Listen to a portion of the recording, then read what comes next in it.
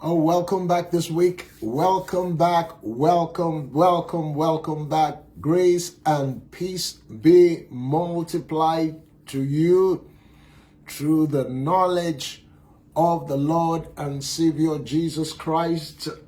I'm praying in the name of Jesus that this year will be the best year. That this year will come out to be a great year of great accomplishment, a great year where the purposes of the Lord God will be realized. To everyone listening to me, whether great and small, in the name of Jesus, the grace to carry out, the grace to discover the will of God, in the name of in this hour, in this generation, shall be your goal.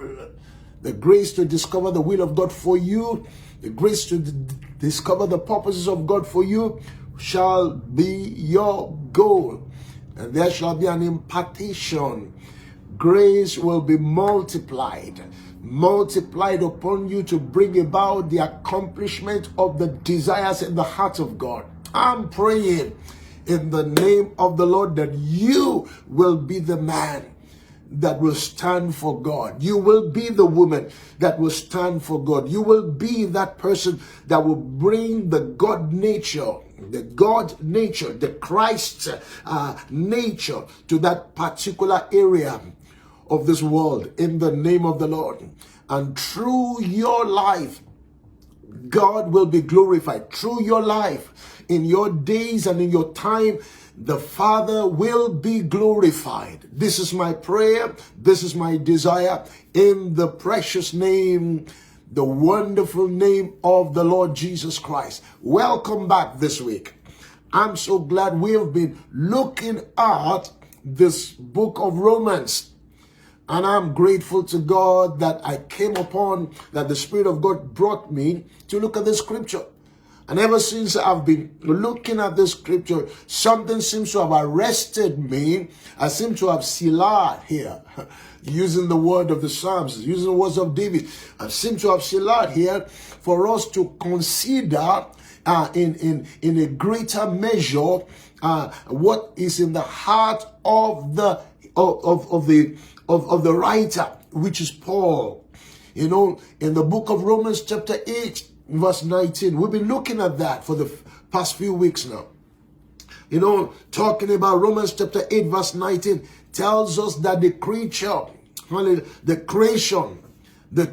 waits eagerly. Waits in eager expectation. In eager expectation for the revelation of the sons of God. The creation, the whole world, waiting. Waiting. One translation says they are gazing eagerly, as if their neck is outstretched, with an outstretched neck. They are waiting. Waiting for the sons of God to emerge. What? They have a strong desire inside of them for the emergence of the sons of God. The whole creation is waiting. And listen, you see it in the pressure.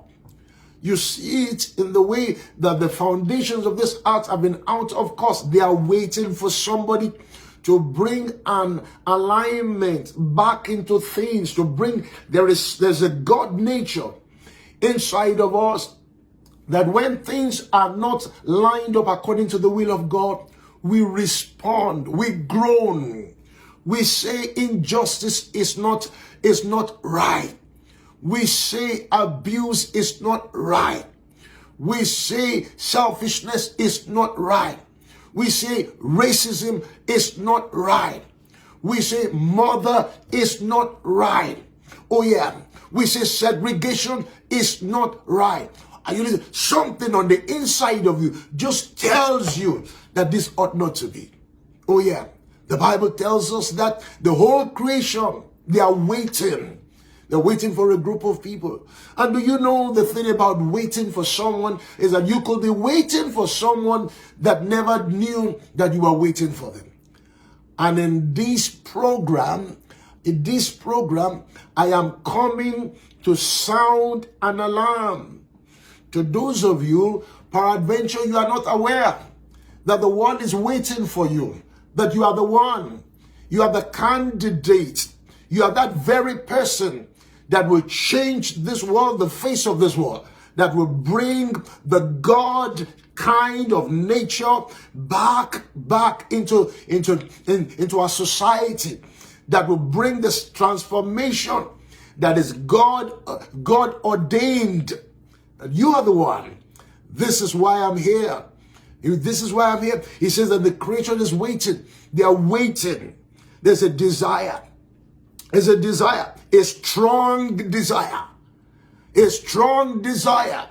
There's a strong desire in the heart of so many people that who will come, who will do this work, who will change this thing, who will bring about peace, who will change the face of the earth.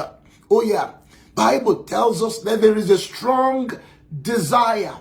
Bible call it the earnest expectation of this whole world. Listen.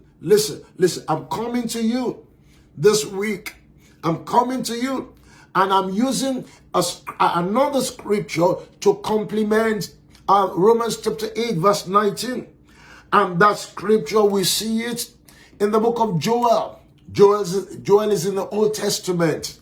Joel is in the Old Testament. And in the book of Joel, the prophet began to beckon. He says, sound an alarm, blow ye the trumpet in Zion, and sound an alarm in my holy mountain. He said, let the inhabitants of the land, let them tremble, for the day of the Lord cometh, for it is nigh or near at hand. You see, a day of darkness and gloominess, a day of clouds, of thick darkness, as the morning spread upon the mountain. Now he begins to describe something that is going to be so beautiful, something that it will be welcoming. He says, a great people, and a strong. Look at it. A great people and a strong, not a weak people, not people that are easily intimidated, not distracted people, not self-centered people. These are selfless people.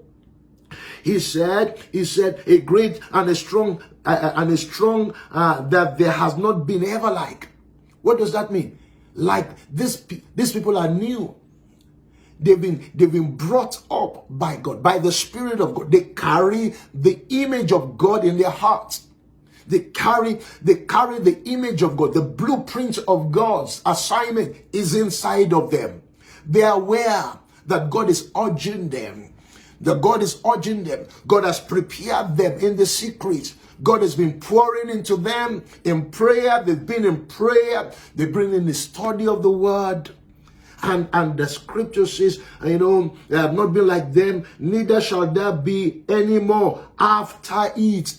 He says, with this group of people, no, the standard by which they will come to bring about the agenda of God, neither shall that be any more like them.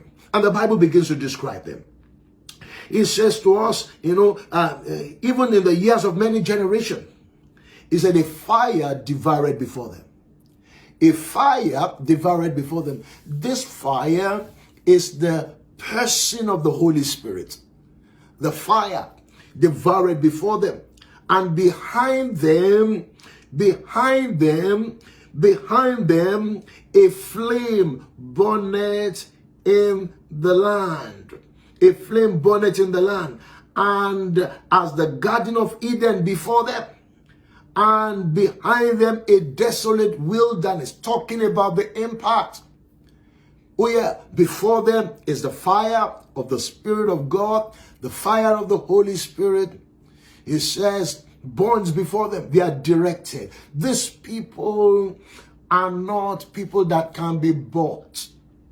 These people are not on somebody's payroll, and so they are orchestrated. Their agendas are misconstrued. They're lost because of money. No, these people are people that have been birthed by the Spirit of God.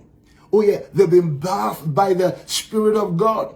And the scripture says them, and the land before them shall be like the Garden of Eden. The Garden of Eden has always been known to be a beautiful place, a place of fruitfulness. These people will bring about beauty again. Beauty. Beauty. They will bring about beauty. They will bring about they will bring about orderliness. They will bring the God nature into our society. They will bring the God nature into every facet of life. This group of people. And the scripture says the appearance of them. Look at it, verse number 4. The appearance of them is like the appearance of horses. Oh yeah. They are not a pushover. They are not they are not easily intimidated. Oh yeah. Oh yeah. Bible describes this group of people like the appearance of them and like appearance of horses. You need to see a horse. The appearance of horses. Oh yeah. And the horsemen, he said, like horsemen. Look at it. Like horsemen, they will run. Oh my God. Like horsemen. These are the group of people. These are the group of people that the creation is waiting for. They are not a pushover. They are willing to jeopardize their life to see the glory of God exalted. They are willing to they are willing to manifest the strength and the character and the nature of the Spirit of God. This group of people are not dependent on the flesh. They are not dependent on the power of the flesh, but the power of the Spirit of God. This group of people are people that God has been calling into the secret place, and God has been wooing them. They spend time before God, calling upon the Lord in prayer, in fasting, in seeking God day and night, night and day, day and night. And God is putting upon them his very nature. The scripture didn't say they are horses, but they are like horses. They have power. But this power that we're describing is the power of the Holy Spirit that will be resident in them. They will do things that will cause the society to look at them in awe of the power that is at work on the inside of them. And I know I'm speaking to a group of people today. The scripture says the appearance of them are like appearance of horses. They shall run. He said, like noise of chariots on the top of the mountain. No, note that. Like noise of chariots on the top of them. You will hear about them. You will hear about their work. You will hear about what they've done in this place and in that place, and what they have done in the school, what they have done in the villages, what they have done in the city, what they have done in business, what they have done in the church, what they have done all over. You will hear the appearance of, you see, when you hear horses, you know horses around. They're around on the top of the mountain. The effect of their work is not going to be capped. You can't cap them. It's going to be apparent that there's a group of people who are here. This is what Paul was talking about. That the creature is waiting for saviors. Saviors out of Zion. Saviors that will arise. Saviors that will bring about the agenda of God. You see, we are living at the last days. And the agenda of God must be made manifest to this generation. The agenda, the purpose of God must be made manifest, not in the power of the flesh, but in the power of the Spirit of God. And today, as I close today, I am challenging each and every one of us, because the call is out. I am blowing. What I'm doing here is that I'm blowing a trumpet to catch your attention. Peradventure, you didn't know that we have been waiting for you. Peradventure, you didn't know that this generation has been waiting for you for a long time. Peradventure, you are there where I'm a nobody. God used nobody to become somebody. Somebody great. Somebody amazing. Young folks, God is getting ready. God is calling for you. God wants to change this world. He wants to announce himself again and again and again and again. He wants to reveal righteousness. He wants to reveal the very will, and the will of the Father wants to give it to this generation. And this generation will run after the will of God, after the purposes of God. Oh yeah, because the sons of God will manifest to this generation. You are a son. Lord, I pray that those hearing me today will arise. That as this sound, as this trumpet is going, somebody will arise. Somebody hearing me today will arise and say, I'm the one. I hear the trumpet. I'll hear the trumpet. And as you arise, I see the power of God rest upon you mightily. Thank you once again this week for joining us. In Jesus' mighty name, we pray with thanksgiving.